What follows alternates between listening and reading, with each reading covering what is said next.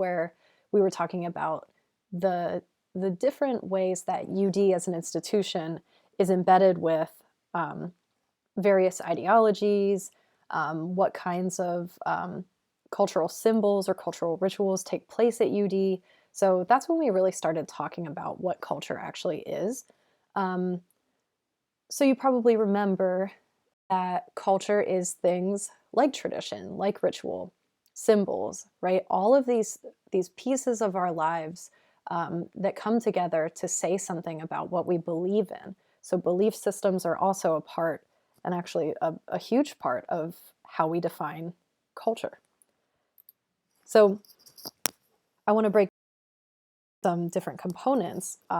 You could think about culture as what we eat. And obviously, McDonald's, I think, is a great representation of American culture. What does McDonald's suggest about what Americans want or how Americans should food be nutritious or should food be delicious? Should it be filling or should it be nutritional, right? And you might link the culture of food and States to this wide disparity that we talked about when we talked about stratification and inequality. You know, at a certain point, it is important for people to just be able to eat no matter what it is they're eating. And so it's no surprise that fast food industries who can offer food very, very cheaply have grown to such an extent in a society that is also largely defined by its disparities, right? By its inequalities and by that huge number of people who are living not only in poverty, but below the poverty line. So fast food says a lot about American culture. And you can compare American culture and the food that we eat here to the foods eaten in other cultures where maybe home cooking is much more prioritized, or maybe there are restaurants, but they're not really, they're more sit down, right? They're more formal, something like that. But it's also interesting to see how culture proliferates and how McDonald's can move across national borders, and actually has and has become the biggest fast food chain in the world. So it's just kind of interesting to think about. It's not only what we eat, but it's also how we eat. So it's not just the cultural artifacts themselves, right? The food itself, but it's also the cultural practices, the cultural behaviors that we engage in. And so, with our growing technological culture, the fact that we all have computers, we all have smartphones in our pockets. You can even see the outline of this Grubhub, whatever you call this image. It looks like the shape of an app that you would download on your phone. And I think this is particularly pressing right now when we are in a state of currently, you know, living in our houses and thinking about how can I still get that convenience? How can I still not have to cook for myself, right? How can I order food from outside?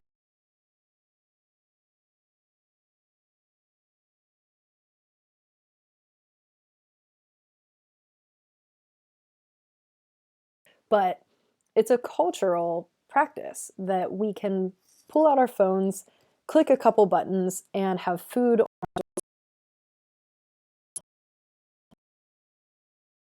Let's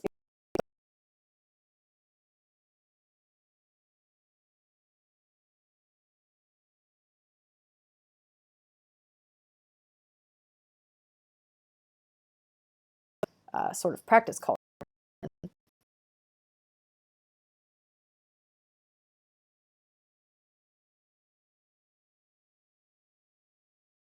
Definitely this mullet, super cool today. I think we can all agree that this would be our ideal hairstyle if we could have it. Um, Luckily, I think social isolation is a perfect time to just grow out the back of your hair and just keep trimming the top, and you can have this look in no time.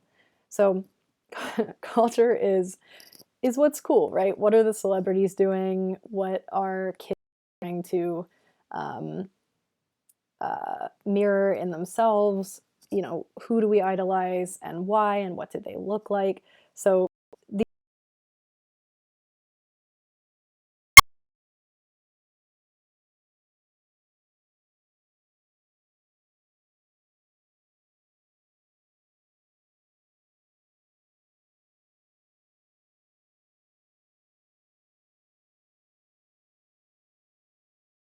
that you learned about in the true cost, but we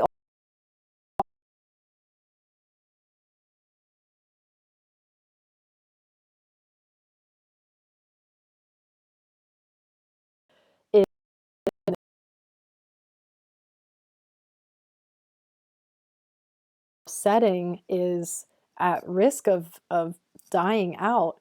Um, but H&M itself,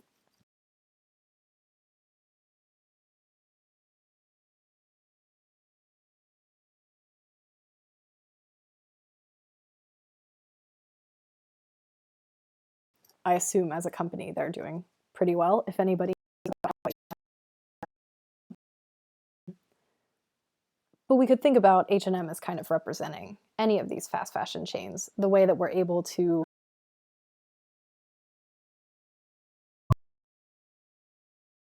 up us or our parents, for example, are shopping on Amazon. So I remember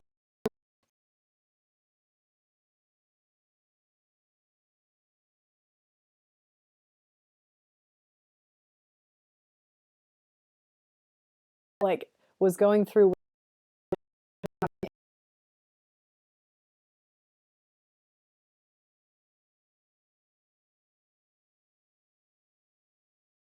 a deal of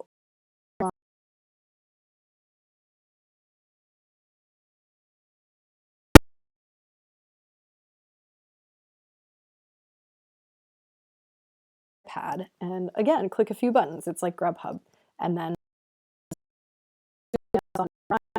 um,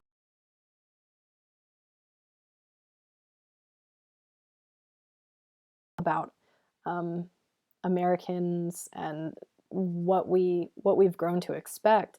You know, with Prime, it's made it increasingly difficult to order a package online and not get it for up to a week, 2 weeks, something like that. And so again, that kind of hurts small businesses because they can't necessarily afford those fast shipping standards, whereas Amazon, as a large corporation, can basically take those costs and still profit off of it. So it's sort of interesting to look at Amazon, these huge corporations, and you guys, you read an article about Amazon, you listened to a podcast about Amazon.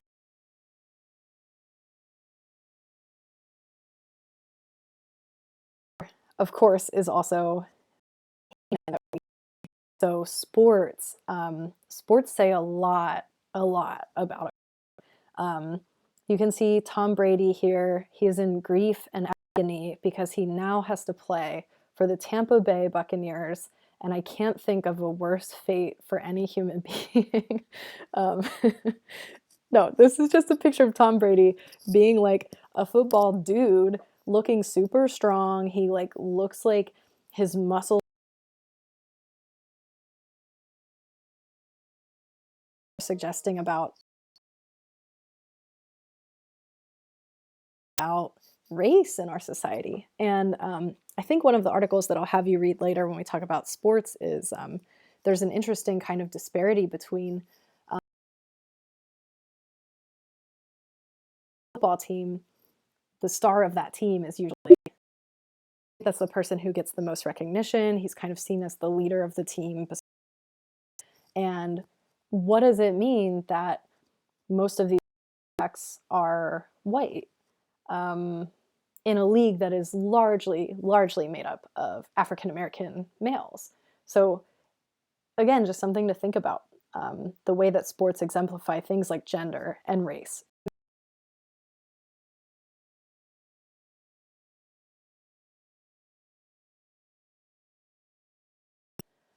Also, the things that we watch. So it's not just the sports that we watch, but it's the TV shows, that we like, right?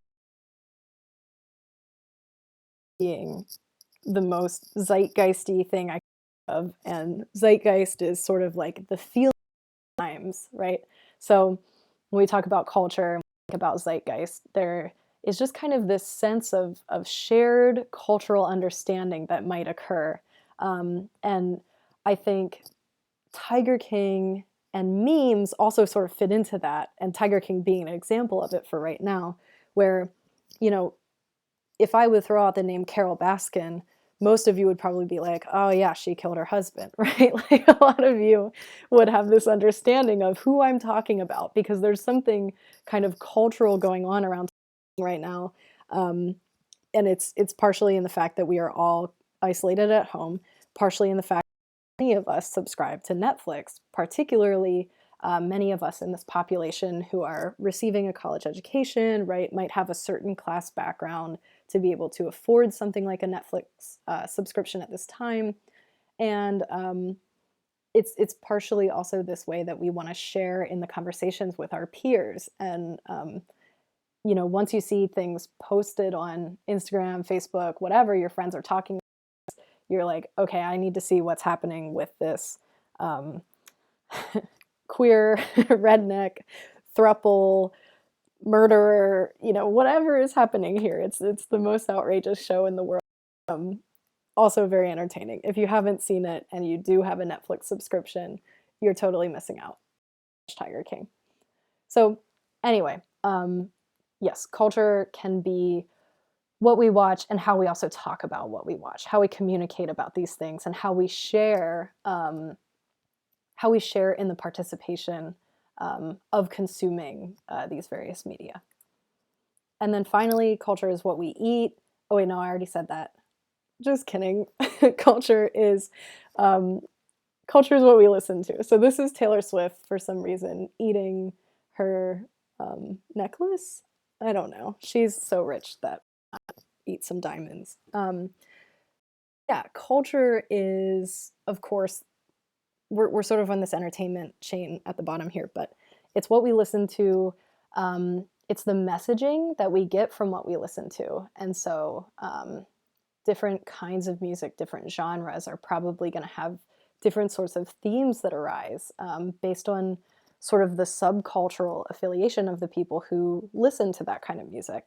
And so what tends to be mass proliferated, I think, is songs about love and loss and heartbreak, right? Things that are relatable to almost anyone. And there are arguments out there that, you know, because these messages have to be relatable to anyone, they're sort of watered down. They're sort of overdone. They're not really innovative or creative anymore. And I think that there are really interesting takes on both sides of that argument, you know, whether any music is really new at this point, whether anything created can really be considered new at this point, or if it's just recycled ideas. But that still says something about our culture. If ideas are recycled, why is that the case? Why can ideas be recycled? Why do they still hold value or resonate with their consumers? It's probably because we have some sort of shared cultural understanding of whatever that phenomenon is that we're covering. And I think that that helps explain why pop music remains popular. Because again, it's feeding into these ideas that we all can believe in, or we can all relate to. And it would be interesting to see what would happen if you would translate some of these songs that we find most popular from English into another language, and, you know, see how different cultures across the world react to that same song. Is it equally catchy? Is it equally relatable? I would think that it's probably not in different parts of the world where, again, cultural practices, behaviors, and beliefs are pretty different from ours. All right, so I'm going to stop it here and then go on to the next video.